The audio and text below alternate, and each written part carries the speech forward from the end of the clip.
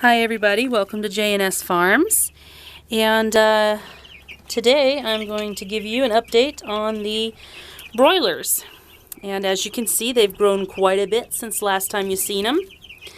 We have upgraded their feed and water because they require more, and probably by next week we will have another feeder in here because they will not be able to fit around it comfortably. So anyway, they're all doing really well and they're eating and growing. So there you have it. Week number 2 update on the broilers. They're starting to get feathers on their wings, and their tails are starting to get some feathers too as well. So anyway, there they are.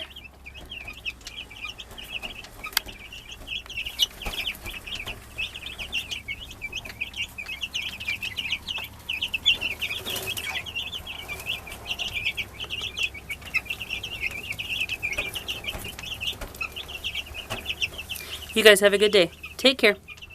Bye.